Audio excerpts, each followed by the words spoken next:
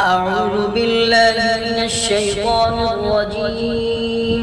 بسم الله الرحمن الرحيم. الرحمن علم القرآن خلق الإنسان علمه البيان. الشمس والقمر بحسبان والنجم والشجر يسجدان والسماء رفعها ووضع الميزان ألا تطغوا في الميزان وأقيموا الوزن بالقسط ولا تخسروا الميزان والأرض وضعها للأنام فيها فاكهة والنخل ذات الأكمام والنخل ذات الأكمام والحب ذو العصف والريحان فبأي آلاء ربكما تكذبان خلق الإنسان من صلصال كالفخار وخلق الجان من مارج من نار فبأي آلاء ربكما تكذبان رب المشرقين ورب المغربين فبأي آلاء ربكما تكذبان مرج البحرين يلتقيان بينهما برزخ لا يبغيان فبأي آلاء ربكما تكذبان يخرج منهما اللؤلؤ والمرجان فبأي آلاء ربكما تكذبان وله الجوار المنشآت في البحر كالأعلام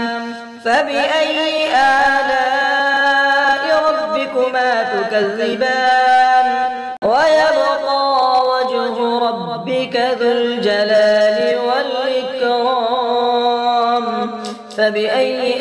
آلاء ربكما تكذبان يسأله من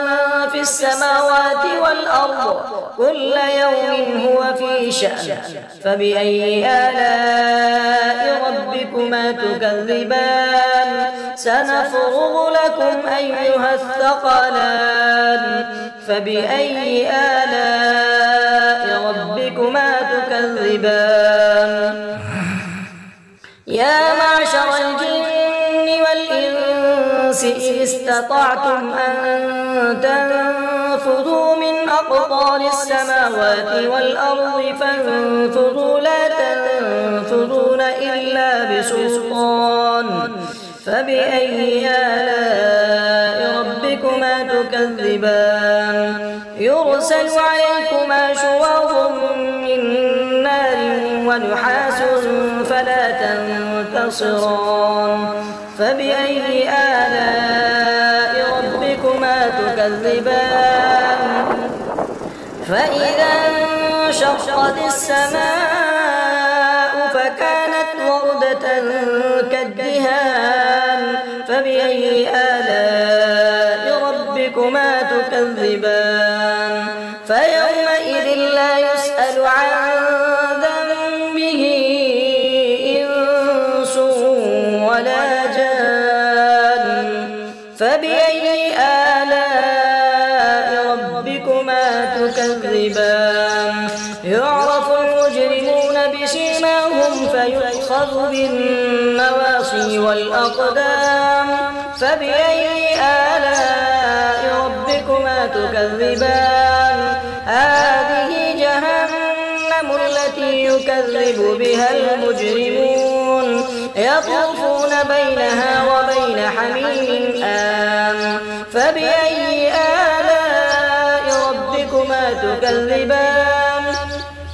ولمن خاف مقام ربه جنتان فبأي آلاء ربكما تكذبان ذواتا أفنان فبأي آلاء ربكما تكذبان فيهما عينان تجريان فبأي آلاء ربكما تكذبان فيهما من كل فاكهة زوجان فبأي آلاء ربكما تكذبان متكئين على فرش بطائنها من استبرق وجنى الجنتين دان فبأي آلاء ربكما تكذبان فيهن قاصرات الطرف لم يطمثهن إنس قبلهم ولا جان فبأي آلاء ربكما تكذبان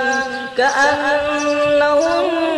الياقوت والمرجان فبأي آلاء ربكما تكذبان هل جزاء الإحسان إلا الإحسان فبأي آلاء ربكما تكذبان ومن دونهما جنتان فبأي آلاء ربكما تكذبان مدهامتان فبأي آلاء ربكما تكذبان فيهما عينان نضاختان فبأي آلاء ربكما تكذبان فيهما فاكهة ونخل ورمان فبأي آلاء ربكما تكذبان فيهن خيرات حسان فبأي آلاء ربكما تكذبان حور مقصورات